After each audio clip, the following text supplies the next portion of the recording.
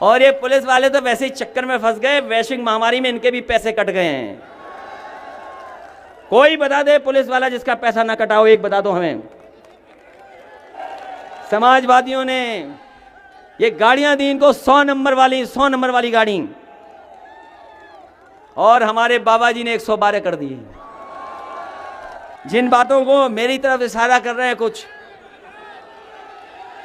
उन बातों को मैं नहीं कहना चाहता हूं, लेकिन कहावत है एक, मैं कहावत तो जरूर सुना दूंगा। अब एक बहुत पुरानी कहावत है, अंधेर नगरी चौपट राजा। सुनी कि नहीं सुनी कहानी बताओ, अंधेर नगरी चौपट राजा। और जो हमारा उत्तर प्रदेश में हो रहा है कि अंधेर नगरी चौपट राजा, दिन दहाड़े रेप और रात भर गांजा। अंधेर नगरी चौपट राजा, दिन दहाड़े रेप और रात भर गांजा। जिसको भी देखना है तो यूपी में आ जा।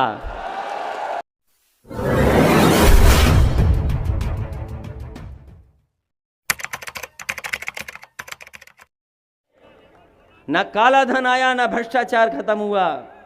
बताओ पुलिस वाला भ्रष्टाचार कितना खत्म हो गया, हमें बता दो आप। तहसील वाला भ्रष्टाचार, हमारा आपका पैसा जमा करा लिया, और आज अगर हिसाब किताब लगाएं पत्रकार साथियों, हालांकि पत्रकार साथी मदद तो करना चाहते हैं, लेकिन पता नहीं कहां रस्सी फंसी हुई है इनकी, जो मदद नहीं कर पा रहे हमारे। ये मदद करना चाहते हैं। बताओ बाजार में पैसा कितना है आज?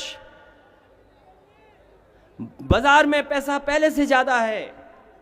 और बताओ लॉकडाउन के अंदर किसान भाइयों, डीजल पेट्रोल महंगा हो रहा, डीजल की कीमत बढ़ रही, पेट्रोल की कीमत बढ़ रही। हमारे उज्ज्वला जो दिए थे सिलेंडर, अब बताओ 1000 के पास पहुंच गया। हम केवल ये जानना चाहते हैं कि ये महंगाई से, डीजल पेट्रोल से जो मुनाफा हो रहा है, जो सरकार पैसे कमा रही है, वो आखिरकार बताएं। यहां के किसान, यहां के नौजवान ये जानना चाहते हैं इस बात को। डीजल पेट्रोल महंगा, कोई नौकरी नहीं। बताओ नौजवानों, कहां नौकरी है तुम्हारे पास? बताओ रोजगार कहां है, कहां है? बताओ काम जो हम कर सकें। हमारे नौजवान किसान भाइयों सोचो, आपको ऐसे कानून में उलझा दिया और नौजवानों को मोबाइल दे दिया, ना वो काम की चिंता कर रहे, ना रोजगार की, ना नौकरी। लेकिन मुझे यकीन है इस बार जिन लोगों ने मोबाइल पे झूठ प्रचार कर करके सरकार बनाई है, इस बार ये लोग मोबाइल तोड़ देंगे और सरकार का भी घमंड तोड़ देंगे इस बार।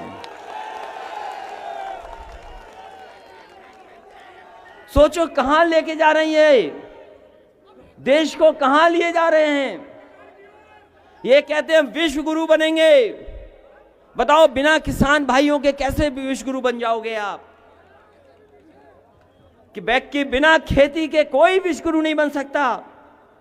अमेरिका सबसे बड़ा ताकतवर देश है, अमेरिका दुनिया का सबसे ताकतवर देश है, वो लोकतंत्र में सबसे मजबूत है, वहां की आर्मी डिफेंस सबसे ताकतवर है, अर्थव्यवस्था में ताकतवर है। ये अलग बात है कि किसान की संख्या कम है, लेकिन वो अपने किसानों की खेती को घाटे की खेती नहीं बनने देता, अपने खजाने को खोल देता है और वहां की खेती को घाटे में नहीं जाने देता। हाँ, आप किसान को बाजार के भाव पे छोड़ रहे हैं। आप किसान अगर बाजार पे छूट जाएगा तो हमारे किसानों की मदद कौन करेगा? याद रखना, किसान भाइयों की कोई मदद कर सकता है तो वो है सरकार मदद कर सकती है, और ये सरकार वो है जो किसानों की मदद नहीं करना चाहती है, किसानों को बर्बाद करना चाहती है। इसलिए हम आपसे अपील करना चाहते हैं, ऐसी सरकार के खिलाफ आप खड़े हो जाएं। और जो इतिहास के पन्ने जानते होंगे, इतिहास के पन्ने जिन्होंने पढ़े होंगे, जिन्होंने इतिहास पढ़ा होगा, जो इतिहास जानते हैं, इस भारत को गुलाम बनाया था एक ईस्ट इंडिया कंपनी ने। ईस्ट इंडिया कंपनी ने गुलाम बनाया था, हमें आपको भारत को गुलाम बना दिया था।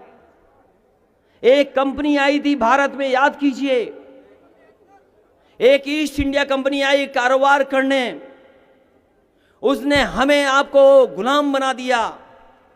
और यहीं के सभी लोगों ने मिलकर के, हिंदू, मुस्लिम, सिख, सबने मिलकर से इस देश को आजादी दिलाने का काम किया था। और याद कीजिए, ईस्ट इंडिया कंपनी थी, वो कंपनी सरकार केवल एक कानून से बन गई थी। इतिहास के पन्ने पलटना आप, वो कंपनी थी। और कंपनी कब सरकार बन गई? क्योंकि लंदन में, ब्रिटेन में एक कानून पास कर दिया उस कंपनी को सरकार बनाने का, और उसी दिन वो कंपनी सरकार बन गई। और सरकार बन करके उसने हमें और आपको न जाने कितने साल गुलाम रखा। सोचिए, एक कानून ने ईस्ट इंडिया कंपनी को वो ताकत दे दी, वो सरकार बन गई एक कानून ने केवल। और हमारे लोग जो पढ़े लिखे लोग होंगे, क्योंकि विदेश मंत्री भी रहे आदरणीय सलीम शेरवानी साहब, वो जानते होंगे कि एक ही कानून ने बना दिया ईस्ट इंडिया कंपनी को सरकार। और बताओ, भारत की सरकार सब बेच करके कंपनियों को दे रही है। बताओ, भारत सरकार सब चीज बेच करके कंपनियों को दे रही कि नहीं दे रही, बताइए आप। तो अगर एक कानून कंपनी को सरकार बना सकता है, तो ये वो कानून है जो देश को कंपनियों के हाथ में रख देना चाहते हैं। अगर 100 साल पहले, 150 साल पहले एक कानून ने कंपनी को सरकार बना दिया, तो ये भारतीय जनता पार्टी के लोग हमारी सरकार को कंपनी बनाने का काम कर रहे हैं। इसलिए इनके खिलाफ हमें सबको मिलकर के एक होना पड़ेगा। और कानून बनते हैं और बनाए जाते हैं और हटाए जाते हैं। ये कानून बना करते हैं और कानून हटा करते हैं। हमारे किसान भाइयों ने न जाने कब से देखा होगा। इसी प्रदेश में चौधरी चरण सिंह जी भी रहे। बताओ, उन्होंने एक कलम से न जाने कैसा कानून खत्म किया था कि नहीं खत्म किया था। लेखपालों को न जाने कितना जमीन को लेकर के भ्रष्टाचार होता था। फैसला लिया, एक ही बार में सब साफ हो गए, एक ही फैसले ने। इसलिए अगर ये कानून बना सकते हैं तो ये किसान ताकत दे देंगे। ये कानून भी हटाए जा सकते हैं, साफ किए जा सकते हैं। और ये जब तक कानून नहीं हटेंगे, व्यवस्था नहीं बनेगी, तो हमारे किसान खुशहाल नहीं हो सकते। बीजेपी तर्क देती है कि किसान इस कानून को समझ नहीं पा रहे हैं। और जो तर्क देते हैं, कभी जानना उनसे, पता करना उन पे खेत हैं कि नहीं है। तर्क वो दे रहे हैं बीजेपी वाले जिन पे खेती नहीं है, न खेती कर रहे हैं। और अगर खेती कर रहे होते तो ये भारतीय जनता पार्टी की तरह नहीं घंटों में काम करते हों। ये जिन्होंने कानून बनाया है वो ऑफिस 10 बजे जाते हैं और 5 बजे ऑफिस खत्म हो जाती है उनकी। ये किसान है, ये घंटों में काम नहीं करा करते। हमारे किसान जब तक फसल तैयार ना हो जाए तब तक काम करते हैं, चाहे कैसा भी मौसम हो, कितनी भी परेशानी हो, हमारा किसान रुकता नहीं है। और फिर हमारे उत्तर प्रदेश के मुख्यमंत्री तो कमाल के हैं।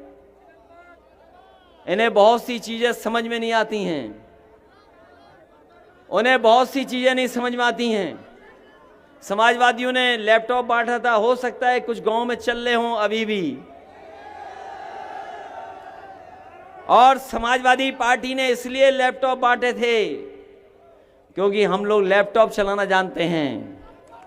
और मुख्यमंत्री जी ने इसलिए लैपटॉप नहीं बांटे हैं क्योंकि हमारे योगी मुख्यमंत्री लैपटॉप चलाना नहीं जानते। उन्हें लाल टोपी से बहुत तकलीफ है। उन्हें लाल टोपी से बहुत तकलीफ है उन्हें। लेकिन इधर सुना है, जब से समाजवादियों ने जवाब दे दिया तब से लाल टोपी नहीं बोल रहे हैं।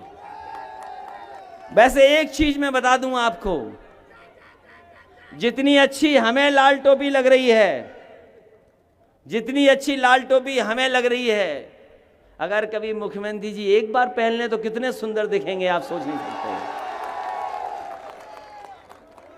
और फिर ये लाल रंग कोई हमारा नहीं है, ये लाल रंग क्रांति का रंग है। और मैंने कई मौकों पर कहा ये इमोशंस का रंग है, इमोशन का रंग है, ये भावनाओं का रंग है लाल। जब हम खुश होते हैं तो हमारा चेहरा लाल होता है, दूसरी तरह से खिलखिला जाता है। हम दुखी होते हैं तो हमारे कान लाल हो जाते हैं। और जब कभी हमारा मुकाबला पुलिस से होता है तो देखा होगा हमारा भी मुंह लाल और उनका भी मुंह लाल। और ये पुलिस वाले तो वैसे ही चक्कर में फंस गए, वैश्विक महामारी में इनके भी पैसे कट गए हैं। कोई बता दे पुलिस वाला जिसका पैसा ना कटा हो, एक बता दो हमें। कोई खड़ा हो एक बता दे वेतन कटा है कि नहीं कटा है। आप जब जाओ तो पुलिस वाले के बगल से गुजरोगे तो पूछना, बताओ वैश्विक महामारी में तुम्हारा नोट पानी कटा कि नहीं कटा, ये बताओ पहले। और ये भी जानते हैं कि वैश्विक महामारी में डंडा लेकर के ये वसूली भी कर रहे थे कि नहीं कर रहे थे, बताओ। समाजवादियों ने ये गाड़ियां दी इनको 100 नंबर वाली गाड़ी, और हमारे बाबा जी ने 112 कर दी। ये नाम बदलने वाले हैं। अभी मैंने एक पत्रकार साथी को कहा कि ये लखनऊ में आए हो, जिस नाम से आए हो जरूरी नहीं है उसी नाम से वापस चले जाओ। अगर लखनऊ गए एक नाम से और जब वापस आओगे तो हो सकता है दूसरा नाम हो जाए तुम्हारा। हमारे मुख्यमंत्री जी नाम बदलने वाले मुख्यमंत्री हैं, उद्घाटन का उद्घाटन करने वाले हैं, शिलान्यास का शिलान्यास करने वाले हैं। और जितने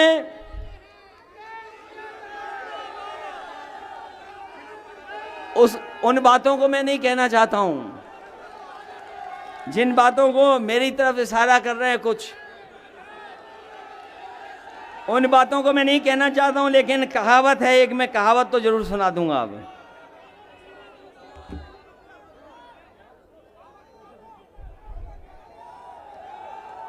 एक कहावत बहुत पुरानी सुनी होगी आपने, एक बहुत पुरानी कहावत है, अंधेर नगरी चौपट राजा। सुनी कि नहीं सुनी कहानी बताओ, अंधेर नगरी चौपट राजा। और जो हमारा उत्तर प्रदेश में हो रहा है कि अंधेर नगरी चौपट राजा, दिन दहाड़े रेप और रात भर गांजा।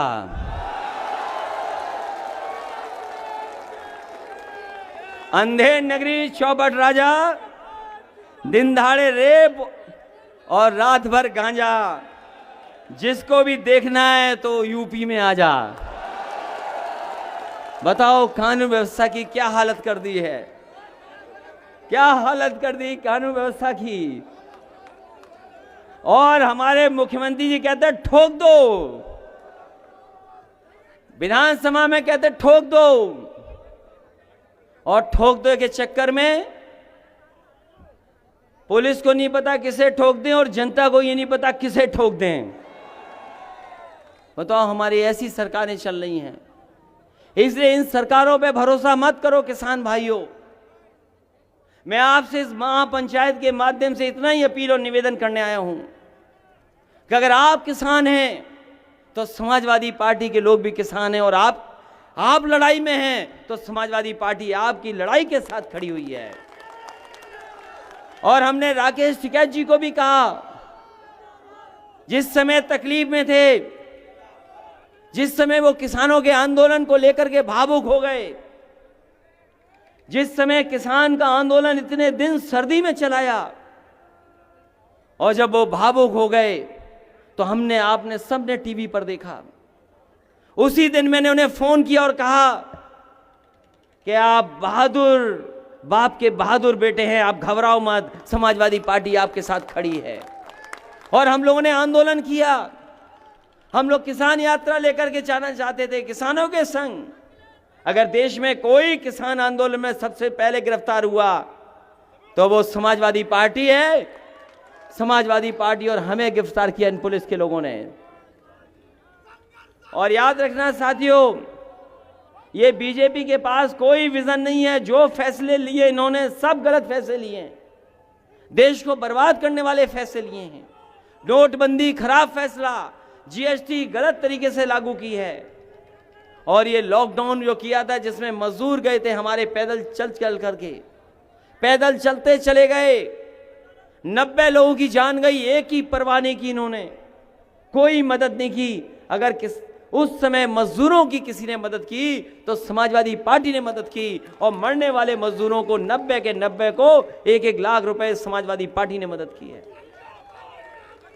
इसलिए ये ऐतिहासिक जगह है, ये हमारे किसान आंदोलन की ऐतिहासिक भूमि है, ये किसान आंदोलन की ऐतिहासिक भूमि है, धरती है।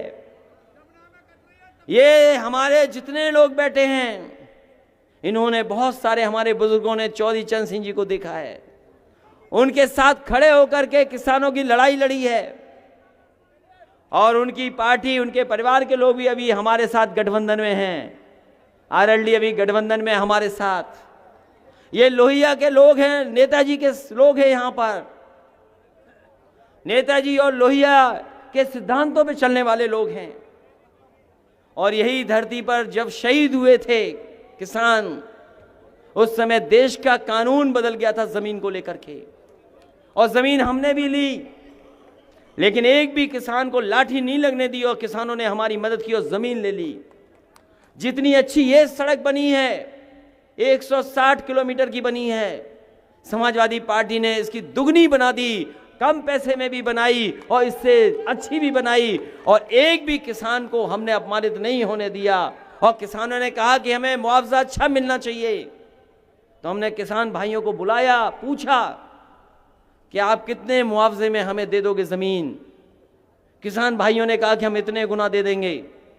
उस समय कानून नहीं बना था भारत का, जमीन अधिग्रहण नियम नहीं आए थे, वो कानून नहीं बना था। मैंने किसान भाइयों से कहा कि जो आप कह रहे हो 4 गुना, मैंने कहा सर्किल रेट पहले बढ़ाऊंगा, उसके बाद 4 गुना मुआवजा आपको दूंगा। तो मैंने सर्किल रेट बढ़ा करके अपने किसान भाइयों का 4 गुना मुआवजा दे करके, और 3 महीने के अंदर हमारे किसान भाइयों ने पूरी जमीन दे दी।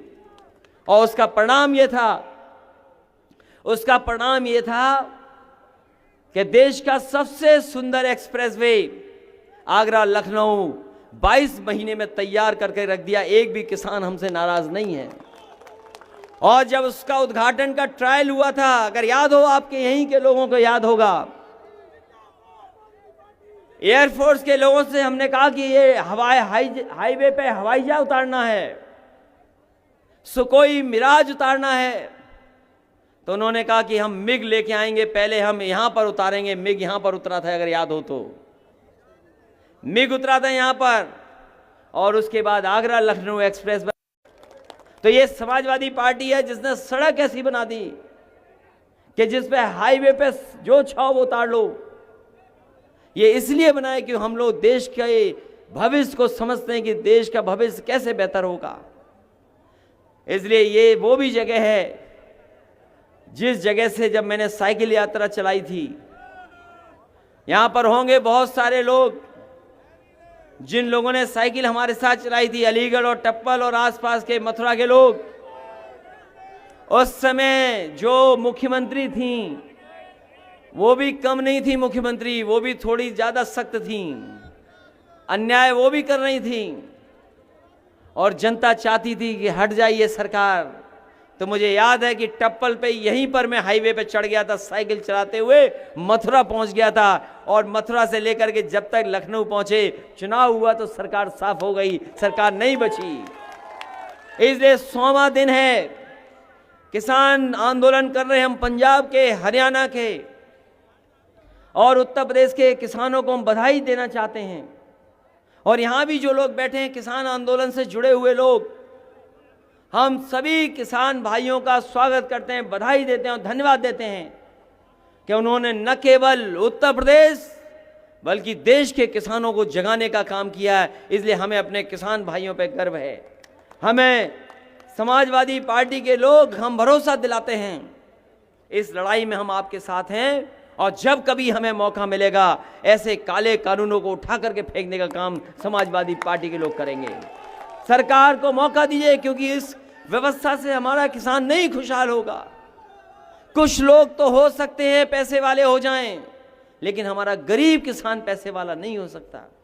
इसलिए इन कानूनों के खिलाफ हैं। ये ऐतिहासिक और किसानों की धरती है। मैं एक एक किसान का धन्यवाद देता हूं।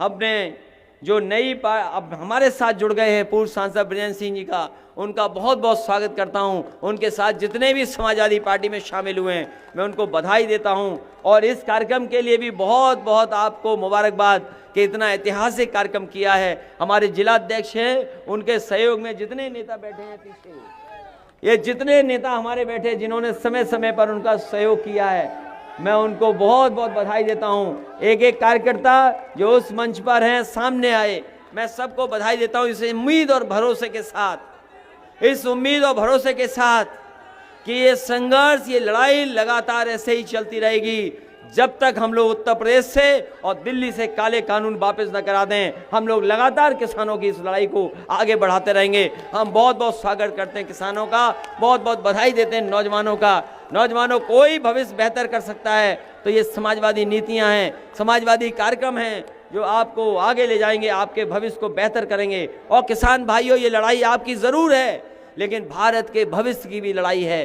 कल हमें क्या जवाब देना पड़ेगा आने वाली पीढ़ी को, जो हमारे इन कानूनों के पास हो जाने के बाद बर्बाद हो जाएंगे। इसलिए आपकी लड़ाई जरूर है, लेकिन देश की और किसान के भविष्य की लड़ाई है। हम आपको बहुत बहुत बधाई देते हैं।